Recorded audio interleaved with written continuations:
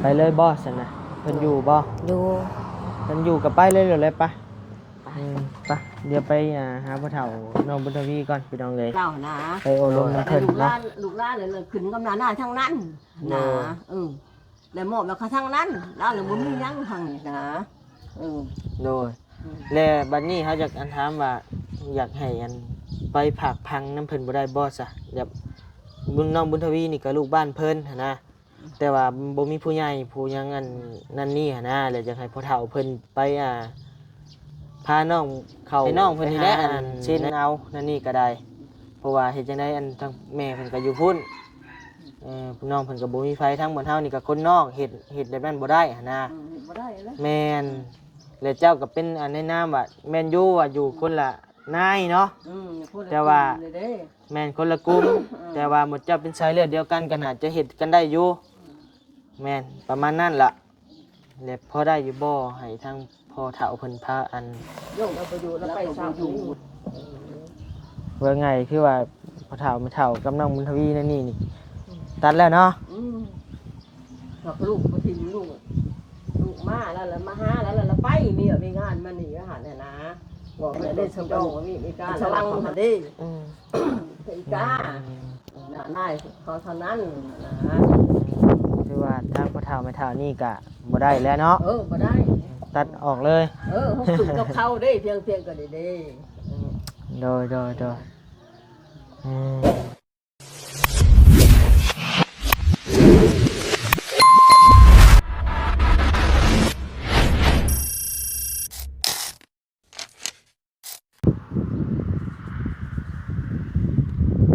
พี่น้องเนาะเปิดคลิปเปิดภาพมาบัดนี้พี่น้องเนาะอยู่เฮือนอยู่ซ่านน้องสายฟ้าเด้อพี่น้องเด้อน้องสายฟ้าน้องบุญทวีสองหนุ่มสองก๊กพี่น้องเนาะทางเฮือนน้องเพิ่นกับมื้อนี้ก็ได้พักเวียกพักงานน้องบัดนี้เดินทางมาหลังจากบัดนี้ออกมาแต่งงานแต่งนะพี่น้องเนาะก็เลยว่าเดินทางมาเยี่ยมมายามมึงเพิ่นก่อนว่าซั่นเนาะแต่มากับบ่พ่อภัยพี่น้องเอ้ยพ่อแต่น้องบุญทวีสองผู้เดียวพี่น้องเอ้ยเนาะนี่แหละพี่น้องเอ้ยแล้วแหละแต่ว่ายังอยากดังๆอยู่น้อยนึงตัววันเสร็จลุมเดี๋ยวให้พอสร้างเก็บงานอีกเท่านึงนะพี่น้องเนาะตอนนี้กับทางพอสร้างกับน้องไฟฟ้ากับโบยูพี่น้องเอ้ยเนาะจะไปทางใดเมื่อเฮือนเมื่อซานแล้วผู้บ่พี่น้องเอ้ยเนาะตัว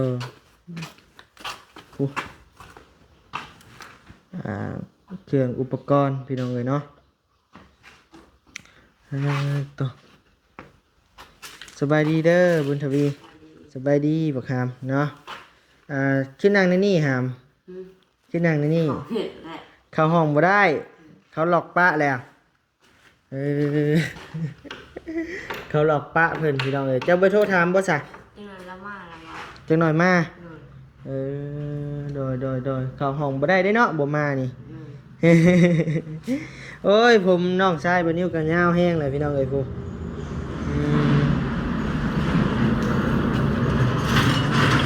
ตัวพี่6ขนาดพี่น้องเอ้ยหลอกห้องมาแล้ว2ห้องพี่น้องเอ้ยประตูตัวนี้อยากเตื่อยเนาะอยากเป็นหูใหญ่นี่พวกโอ้เป็นหูเนาะ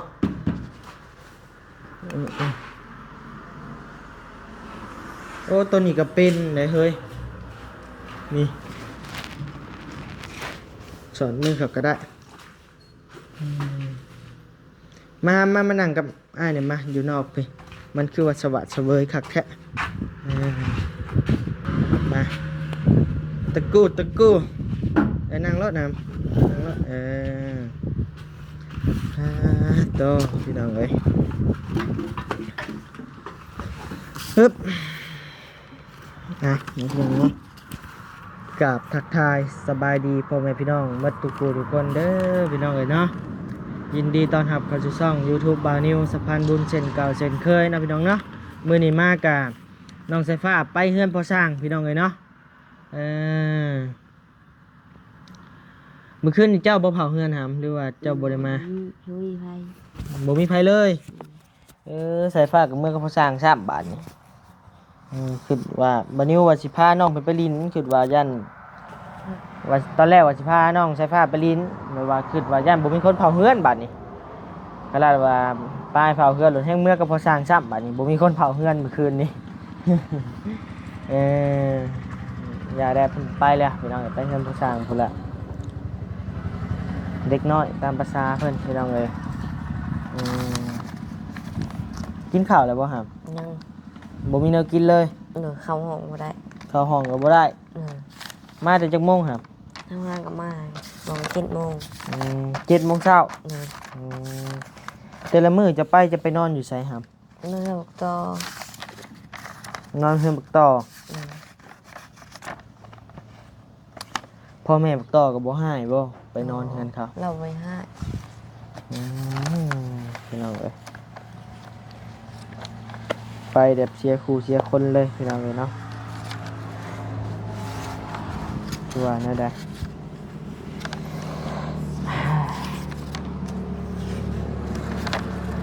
มีทั้งแม่เพิ่นส่งมาให้อ้ายว่าเจ้าสิบวชบ่เจ้ายังอยากบวชอยู่บ่ เลย ฮะ เงียบหมดดู ยังอยากบวชอยู่คันบวชแล้วสิตั้งใจบ่ครับ เลย ว่าดัง เลย ๆคันตัดสินใจสิบวชแล้วตั้งใจได้ครับเนาะคะแนนว่าเจ้าสิบวชแล้วมีแม่เพิ่นอยากเป็นเจ้าภาพหรือว่าเจ้าศรัทธาให้เจ้าเนาะ เรื่องผ่าสบงบ่เรื่องอ่านั่นนี่ค่าคันบวชนั่นนี่ฮะเดี๋ยวแม่เพิ่นสิออกให้และเพิ่นก็อยากทำบุญลงวัดเฮ็ดพระข้าวพระน้ำลงวัดเนาะแล้วก็เพิ่นสิรับผิดชอบทุกอย่างแหละก็ยังจะบวชเนาะ เลย เพิ่นทักลมกับบ่าวนิวพี่น้องเอ้ยเนาะแม่เพิ่นเป็นแม่หักทำบ่าวเสียงให้แหละพี่น้องเอ้ยที่ว่าตัดสินใจสิบวชเนาะครับเนาะเดี๋ยวมื้อนี้อ้ายสิให้เจ้าพาไปหาพ่อเฒ่าเจ้าได้บ่ เลย ใกล้บ่ บ่ใกล้มันได้ เดี๋ยวจะพาอ้ายไปหาพ่อเฒ่าเจ้าเราอยู่เฮือนอยู่บ่ อยู่ เดี๋ยวอ้ายสิไปลมกับพ่อเฒ่าเจ้าเรื่องให้ทางพ่อเฒ่าเจ้านี่ไปขอใบอนุญาตจากพ่อบ้าน เลย ว่าเจ้านี่อยากบวชเนาะว่าง่ายๆก็ขอใบลาบวชบ่หรือขอใบอีหยังนี่แหละพี่น้องเอ้ยเนาะตามขั้นตามตอนเพิ่นนั่นแหละคะแนนตกลงสิบวชแล้วก็โอเคเดี๋ยวอ้ายสิพาไปเนาะให้บวชไวๆมันจังสิบ่ได้เซเพอิเลเกนังไปแบบนี้พี่น้องเอ้ยเนาะจังอยู่ในศีลในธรรมตัดขาดจากโลกภายนอกพี่น้องเอ้ยทางโลกเอาบ่อยู่แล้วก็เอาทางธรรมบัดนี้บางเทื่อศีลจับนั่นนี่ก็เรียบร้อยเลยพี่น้องเอ้ยเนาะเปลี่ยนได้คะแนนศีลบ่จับก็คือเก่าพี่น้องเอ้ยเปลี่ยนบ่ได้ตอนกี้บัดนี้บวชก็คืออันนั่นแหละพี่น้องเอ้ยเนาะมื้อแรกนี่ศีลบ่จับนี่โคตรหิวข้าวเลยตอนแรงกินตำเพลนกินบักหลายๆมาฮอดมื้อแรง 6-7 โมงมาอยากบาดนี้อยากปากแห้งข้าวแห้งข้าวพี่น้องเอ้ยมามื้อที่สองนั่งสมาธิไปไหว้พระพี่น้องเอ้ยเนาะกราบพระแรงกราบพระเช้ามาศีลจับบาดนี้ยามมื้อแรงบ่คิดอยากข้าวได้พี่น้องเอ้ยบ่อยากตั้งบ่อยากนี่แหละซื่อๆอยู่บัดศีลจับนะพี่น้องเอ้ยว่าบ่เชื่อก็เชื่อได้พี่น้องเอ้ยเนาะเพราะว่าเฮาเคยผ่านจุดๆนั้นมาแล้วแบบแม้แต่โทรศัพท์ก็ยังบ่อยากจับปานใดได้บวชนะนั่งลิ้นนั่นนี่ไปน่ะโทรศัพท์ก็ยังบ่อยากจับบ่อยากลิ้นปานใดคือแบบยามมื้อเว้นนี่คือว่าเฮาบิณฑบาตเช้ามาแล้วนี่เฮาฉันข้าวเช้าแล้วนี่มันสิว่างเนาะบ่ได้เฮ็ดหยังก็บ่ได้ขึ้นจากลิ้นโทรศัพท์แล้วย่างรอในวัดไปนั่งในกกไม้น่ะเย็นพี่น้องเอ้ยเดี๋ยวว่ามันตัดขาดจากโลกภายนอกเลยมันบ่อยากบ่รู้สึกหยังนะน่าจะเปลี่ยนได้อยู่น้องบุญทวีก็ได้คะแนนว่าตั้งใจไหว้พระนะพี่น้องเนาะตั้งใจนั่งสมาธินั่นแหละพอนะช่วงนั้นบัดนี้ก็บวชแก้บะกะ8 มื้อคิดว่าอยากได้15 มื้อเนาะแต่ว่ามี8 มื้อสว่าจังว่า มันบ่มีเลยหาเอ้ยมันมีแต่7 มื้อ9 มื้อนั่นนี่แหละว่าอ้ายคิดว่าอ้ายอยากอยู่แต่ว่ามันเวียกหลายนะครับ เลย ก็เลยว่าอยู่บ่ได้เลยสิกก่อน มันมีเวียกเพราะว่าเวียกข้างค่าพี่น้องเอ้ยช่วงนะก็เลยว่าชิกก่อนกะว่าจะสิบวชจักเดือนทำเอาชุดๆหรือบวชได้สำได้เอาสำนั่น เลย นำได้เฮิงสำได้ก็แห้งดีตี เลย คะแนนว่าบวชผ่านประมาณอยู่ได้เดือนหนึ่งนี่ก็มันก็อยากอยู่เลยแล้วมันมีความคิดว่าอยากอยู่เลยได้คือบัดนี้วันบวชมาแล้วก็ซิกออกมากับมันมาเจอกับโลกภายนอกมันที่ว่าวุ่นวายนะพี่น้องเอ้ยก็มีเทื่อหนึงอยู่เคยอยากเข้าไปบวชคืนแต่ว่ามันเข้าไปบ่ได้พี่น้องเอ้ยเนาะมันว่าไงเฮากะออกมาแล้วอยู่นอกแล้วมันช่วงน่ะก็หาเงินบ่ได้แน่มันรู้สึกว่านั่นนี่ก็อยากกลับเข้าไปบวชอยู่บัดนี้ก็ได้เนาะก็เลยว่าดินรนลองเบิ่งอีกเทื่อหนึงก็ผ่านมาได้เนาะสิว่าแนวใด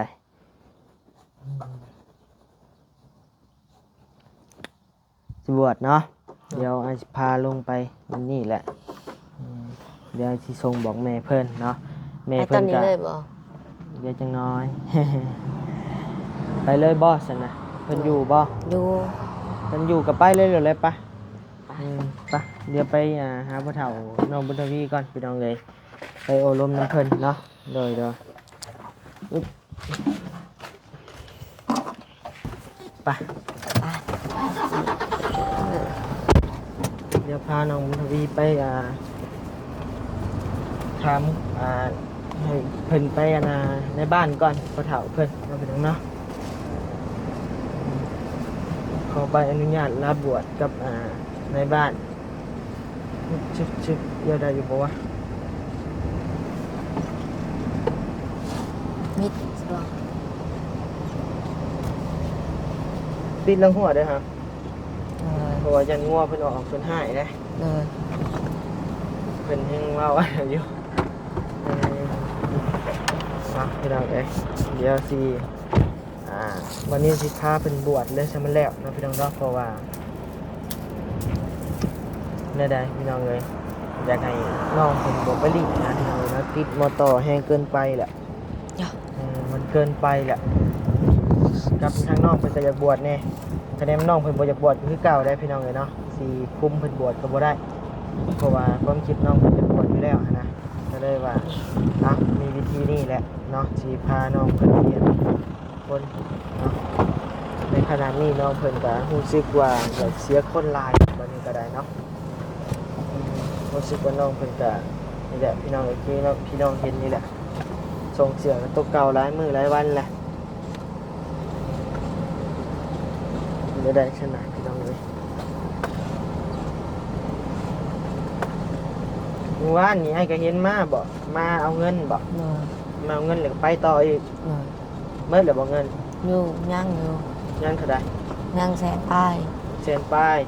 อาจจะมาเอาเงินก็มาช่างเท่าไรสวรรค์ 200,000 เอาให้200,000เงินไพ่น่ะ เงินเบ็ด ฮะ เงินเบ็ด เงินเบ็ด เลย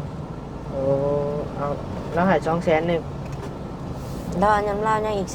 100,000 แล้วติดหนี่จะไหว เลย เบ็ดตัวแล้วเอาไปให้ลูกแล้วบ่ เลย เออเข้าทางใดครับ ทั้งผู้ ทางบ้านเจรมองบ่ เลย เข้าไปเจรมองผู้บ่ เขาไปเพิ่นโนเคียน มันมีแยกกันนะบ่ เลย เอาครูบ้านไม่ได้ใช้นะรถเทพบ่หรือหยัง โอ้โหอยู่ในวัดนี่เพิ่นเนาะตัวอยู่ในวัดอยู่ ไปพี่น้องเอ้ยเนาะสายฟ้าก็บ่อยู่พี่น้องเอ้ย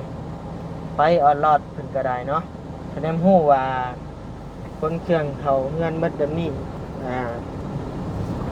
เก็บเครื่องเม่นดีๆเลยก็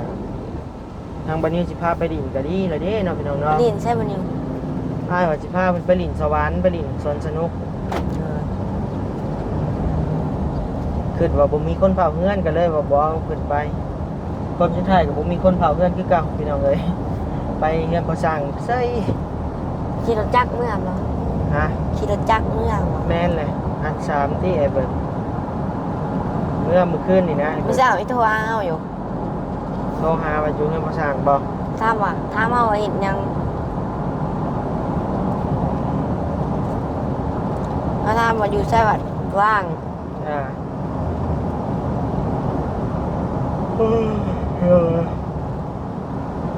เมื่อยเนี่ย ถอนแล้วฟังเขา เมื่อยแล้วไงก็ได้เนาะบอกเจ้ากับเมื่อยบอกอะไรทำไม ทั้งนี้มันอยู่ โดยบ้านเจละมอง5 กิโลทำมอบ้านประสางอันน่ะหารักเนาะ แม่นอันนี้หาลักเพื่อนผู้สร้าง15 ลักเลย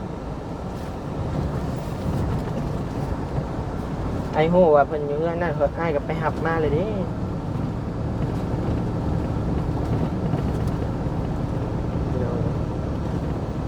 คนทางค่อยดีปานใด แฮงเป็นคุ้งก็สร้างประสางนี่ ฮะ ทางนี้มันเขาไปใกล้อันนี้มันก็วิดเลย บ่เอาโอเคพี่น้องเอ้ยเนาะทางบัดนี้ขับรถก่อนโดยปึ๊บหมู่บ้านยังไงหน้านกเขียนพี่น้องเอ้ยเนาะ หนูเคียงกับเจรมอง พนกเขียนเจละมองเข้าไปอีก2 กิโลพนกเขียนพี่น้องเลยเนาะต่อไปบ้าน เจรมองค่ะ โดยบ้านบักต่อกับทางนี้บ่ โดย เออจะย่างมาลัดมานี่บ่หาม ผู้เขาหลับอยู่บนเทิงผู้ เออ มันใกล้ ไม่ว่าอยู่จะคือไปไวมาไวแท้ว่ะลัดมานี่ก็ได้พี่น้องเลยเนาะ ทางนี้มันโค้งมันใกล้พวด บ่ ผู้เขาไปหลัดหวยผู้ย่างวัวหวยว่าพอนอะไร โดยกี่ปุ่นง่ายกุ๊บเงินใครอยู่แถวนี้หัวดำหัวแดงมัดพี่น้องเลยเอากูแหละไปผูกไปพ่อกันอยู่เพื่อนเพื่อนกูแหละพี่น้องเลย ในบุญ มีบุญอีกบ่นี่ นี่เขาบอกบุญอันนี้แหละ เออเอาสนะเขียวบวชมันจะบ่ได้มาบุญซะไอ้เคยมาอยู่ตอนกี้เป็นหมอลำเรื่องอันนี้นะ ตะกี้ลำเรื่องนะว่า แม่น ลำเรื่องได้ ไอ้ นะ เคยมาขายเครื่องอยู่นี่ห้านไอ้อยู่นี่ตะกี้ไอ้มาตั้งห้านขายเครื่องอยู่นี่ อ่านประตอนนะ นี่ไอ้มาตั้งขายเครื่องอยู่นี่อันนี้ก็ห้านเพ้อนี่ เลย ไอ้เคยมาแล้วพี่น้องเอ้ยวันนี้เคยมาแล้ว ไอ้ขึ้นออกแล้วไอ้มาต่อนี่ไอ้เห็นอยู่ใส่ อ่านประตอเขาบอก ไอ้เห็นอยู่นี่แหละตะกี้นี่วงดนตรีมันอยู่ในนี้ เลย แม่นบ่ เลย บัดนี้เคยเข้ามาขายเครื่องแล้วพี่น้องเอ้ยทางบ้านนี่เนาะเขามาเปิดห้างบักปุ้งช่วงนะนี่วงดนตรีอยู่ในโรงเรียนนี่ ซาแป้ง ใส่เบิ้งหยอกไอ้บักต่อก่อน หลอกเลย ใช้อย่างมาดแท้เนาะ มันเป็นอะไรกรอบ สบายดีสบายดีใช้หนมมือนี่ไหม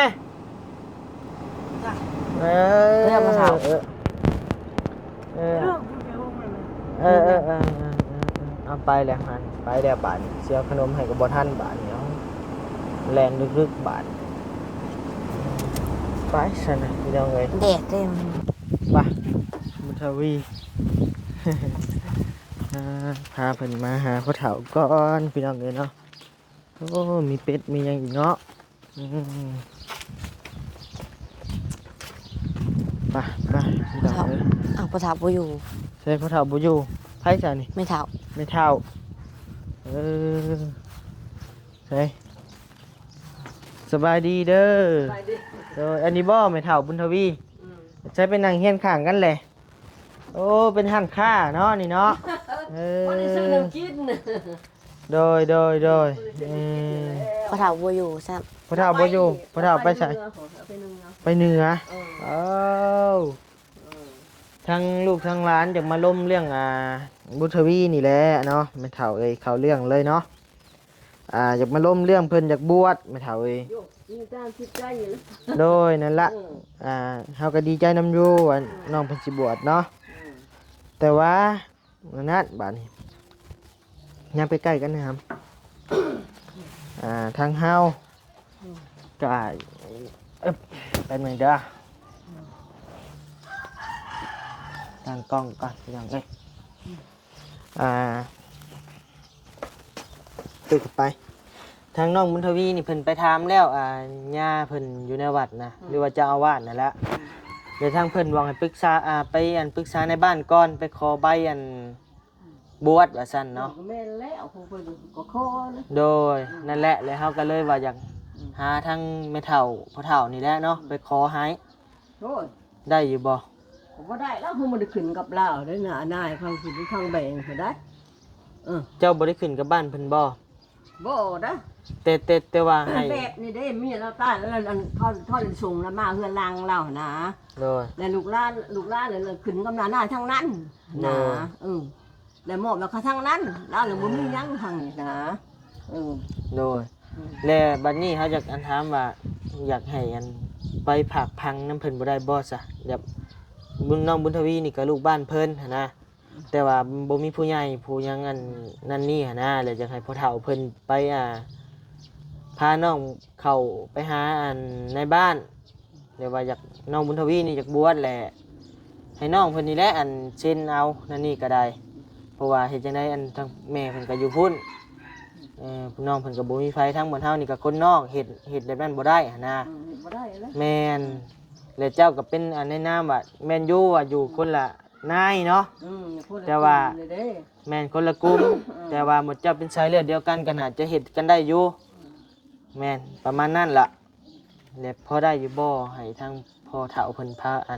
โยมแล้วก็บ่อยู่แหละแต่เพิ่นบ่ได้แล้วสิมา3คืน4คืนได้แล้วมานะนั่นเพิ่นมามื้อใดก็ให้เพิ่นมื้อนั้นล่ะเนาะผักพังน้ำเพราะว่าถ้าน้องเพิ่นบ่บวชนี่ก็คือไม่เท่าเห็นเลยเนาะน้องเพิ่นก็เสเพไป3-4 มื้อก็บ่มื้อเฮือนมื้อซ่านหั่นนะแต่ว่าจิตใจทั้งน้องเพิ่นนี่อยากบวชว่าซั่นเนาะแต่ว่ายังบวชบ่ได้เฮาก็เลยว่าตัดสินใจถ้าว่าน้องเพิ่นมีจิตใจอยากบวชก็สิเอาเข้าบวชเลยเฮาสิแล่นซอยหั่นนะและเรื่องค่าใช้จ่ายเรื่องค่าขันบ่เรื่องนั่นนี่ข้าวน้ำสัมปาลงวัดลงว่ามีทั้งแม่ใหญ่ใจดีเพิ่นสิสดสิซอยอยู่เพิ่นเฮ็ดเองหมดเลยนะเพิ่นรับหมดเดี๋ยวยังบ่ถามอันนั้นหั่นเด้อยู่สว่างหั่นเด้เขาได้ชาวเขาเองเลยเขาได้ชาวเขาหาน้าสาวบ่ในชาวผู้ใดเด้อันนั้นน้องเมย์เมย์ผู้รถเสียนี่นะนี่แล้วก็หูจักคือก็สว่างเขาอีกานี่ได้บ่ขน้อยโหบ่ครับเพิ่นอยู่เฮือนบ่โหหั่นแหละถือว่าทั้งเว้าง่ายๆกับทั้งพ่อเฒ่ากับแม่เฒ่านี่ก็บ่ว่างเนาะบ่ว่างนะเราไปนี่นะหูจักยักอยู่ลานหักอันขึ้นกับเขายังมดนะเปียเป็นนี่เป็นอะไรคือขึ้นกับเขาหน้าเขาทางเขาคนใดเขาขับมดได้ทางใดโอ้ว่าง่ายกันด้านเนี่ยมันมีสิทธิ์ยังมดตัดขาดแล้วเนาะเรามีสิทธิ์เราค่ะพี่น้องเลยเนาะเราไปอยู่เราไปเศร้านี่ว่าไงคือว่าพอเฒ่าไม่เฒ่ากับน้องบุญทวีนั่นนี่ตัดแล้วเนาะลูกมาทิ้งลูกมาแล้วมาหาแล้วไปมีมีงานมาหนีอาหารเนี่ยนะบอกไปกดกีดองว่ามีการแล้วเขามาหาแล้วไปนะไปแล้วก็ไปบอกแล้วเราพูดจะด่าหน้าเขาพูดเราเอานะเขามุดชิดเด้นะโดยมีแต่ไปหาทางป้าเจ้าบ่ท่านน่ะสาวเขาฝนแล้วน่ะสาวเนาะอีกาเด้มึงก็ได้มึงกูจักอีกาเลยน่ะสาวแท้ๆบ่เจ้าสาวเอ้ยก็สว่างหั่นเด้โดยและอันแม่น้องบุญทวีนี่ลูกสาวเจ้าบ่เด้อเขามุ้ยได้อ้าวบ่แม่นบ่อ้าวแม่เขาแม่ว่าอันนี้หันมันตายแล้วแม่บุญทวีนี่ตายแล้วอันก็ตัวแม่มันเองหั่นเลยอันเลยลูกสาวหันยังอันเมียผู้เฒ่านะมีผู้เฒ่าตายแล้วเราเอาข่อยนะโอ้พี่น้องแล้วเลยแบบนั้นเมียเราตายเนี่ยแล้วเขาเลยส่งแล้วมาคือล้างเล่าล้างเล่าแล้วอยู่ดีกินแล้วเรามีผู้มาข้านหายแล้วเราเอาข่อยมาอยู่นี้นะมาเพื่อนเข้าใจแล้วเนาะว่าง่ายๆกับเจ้านี่เป็นแม่นาของ แม่น้องบุญทวีเนาะ อืม โอ้พี่น้องเอ้ยเนาะ เวทะเล ว่าไงอันไม่เท่าแท้ๆของน้องบุญทวีนี่เสียแล้ว เสียแล้วแล้วอะไรเมียตายนั่นเลยชงค่ะชงมาหาพอแล้วหั่นนะแล้วมีชิดยั้งเนี่ยอันทางนะ โดยชื่อว่าแล้วเนาะมีแต่ให้ทางน้องบุญทวีไปหาอัน เขาก็สว่างสบายอันนี้อันสว่างหั่นดิเป็นกาน่าเขาเท่านั้นนะ คือว่าทางพ่อเฒ่าแม่เฒ่านี่ก็บ่ได้แล้วเนาะ บ่ได้ ตัดออกเลย เขาฝึกกับเขาได้เพียงก็ได้ โดยมันนี่ก็เพื่อนก็ได้เพื่อนกันดิบ่ได้ขายบ่ได้ซื้อน้ำกิน สั่นแหละเนาะพี่น้องเนาะก็ได้ยินคำตอบแล้วมีแต่ไปหาทางหาทางเข้าพุ่นแล้ว ทางป้าหรือว่าน้าสาว ปลาขาวปลาแกงปลาขาวปลาขาว เอาโอเคพี่น้องเอ้ยเนาะเดี๋ยวไปบุญทวีโอเคเด้อแม่เฒ่าเด้อโดยทางเข้าพุ่นแล้ว โดยพี่น้องเอ้ยเนาะน้องบุญทวีกะว่าง่ายทางพ่อเฒ่าก็ไม่เฒ่ากันแล้วแหละพี่น้องเอ้ยเนาะว่าง่ายตัดขาดกันแล้วเฮ็ดบ่ได้มีแต่ไปหาทางน้าสาวเพิ่นพี่น้องเอ้ยเนาะให้เราแล่นนำเนาะบัดนี้คิดว่า